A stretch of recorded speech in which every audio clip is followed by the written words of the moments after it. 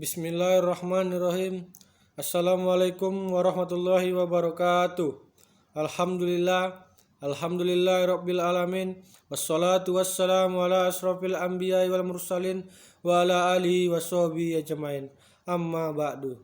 Puji syukur kehadirat Allah yang telah memberikan saya kesehatan sehingga saya dapat mengerjakan mata kuliah agama Islam.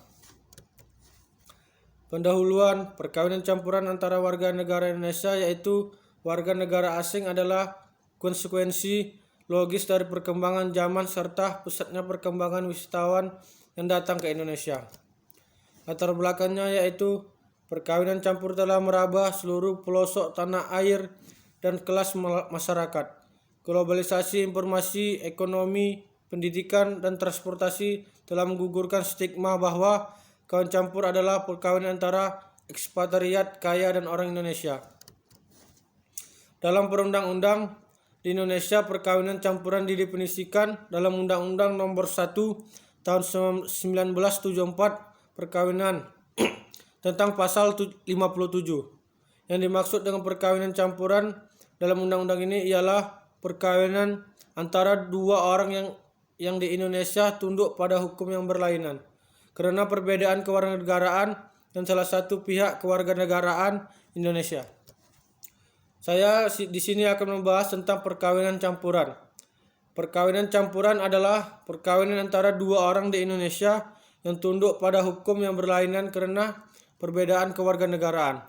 Perkawinan campuran yang ada di Indonesia harus memenuhi syarat-syarat perkawinan sebagaimana disebutkan dalam pasal 2 nomor 1 tahun 1974 tentang perkawinan, yaitu perkawinan adalah sah apabila dilakukan menurut hukum masing-masing agamanya dan kepercayaan itu. Kedua, tiap-tiap perkawinan dicatat menurut peraturan perundang-undang yang berlaku.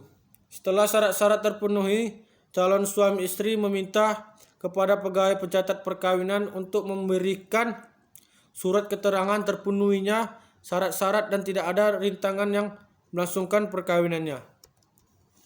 Perkawinan campuran yang dilaksanakan di Indonesia yaitu contoh kasus yang dilaksanakan oleh warga negara Indonesia dan warga negara asing asal Selandia baru tersebut dilaksanakan dengan hukum Islam.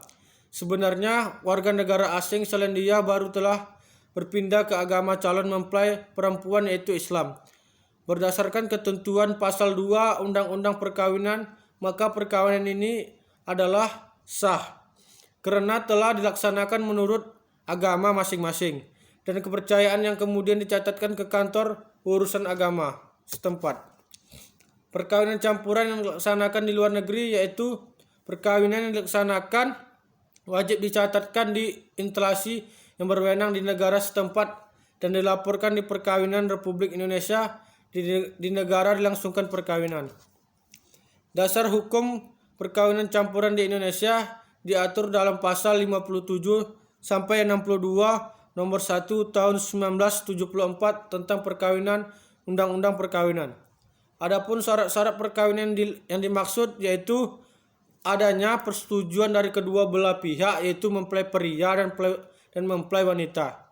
Kedua, adanya izin dari pihak-pihak tertentu untuk melangsungkan perkawinan bagi yang belum mencapai usia 21 tahun.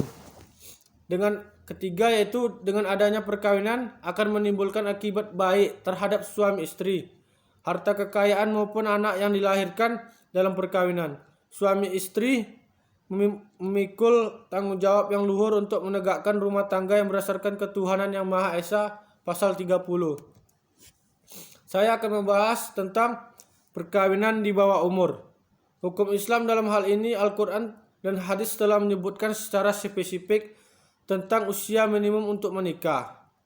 Persyaratan umum lazim dikenal adalah sudah baligh, berakal sehat, dan mampu membedakan yang baik dengan yang buruk, sehingga dapat memberikan petunjuknya untuk menikah. Pada dasarnya, dispensasi perkawinan di bawah umur merupakan pernikahan yang dilangsungkan di mana para calon mempelai atau salah satu calon mempelai belum mencapai batas umur minimal, yakni batas umur minimal sebagaimana ditetapkan oleh Undang-Undang Nomor 1 tahun 1974. Undang-undang perkawinan sebenarnya tidak mengenal adanya perkawinan anak atau pernikahan dewasa. Undang-undang perkawinan hanya memberi batasan minimal usia ideal bagi warga negara untuk menikah, yakni setelah berumur 21 tahun, baik laki-laki maupun perempuan. Hanya saja undang-undang perkawinan memperbolehkan laki-laki berumur di bawah 19 tahun dan perempuan di bawah 16 tahun untuk menikah. Selagi itu mendapat dispensasi dari pengadilan, dalam hal ini pengadilan agama.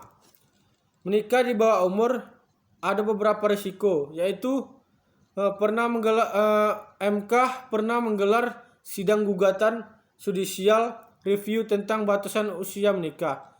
Saat ini MK juga menerima gugatan yang sama. Gugatan pemohon terkait pasal 7 ayat 1 dan ayat 2 Undang-Undang Perkawinan. Yayasan Kesehatan Perempuan mengajukan gugatan karena menilai batas usia minimal perempuan menikah dalam rentan terhadap kesehatan reproduksi dan tingkat kemiskinan. Mungkin ini saja yang dapat saya sampaikan. Kurang lebihnya saya mohon maaf. Wal akhir. Assalamualaikum warahmatullahi wabarakatuh.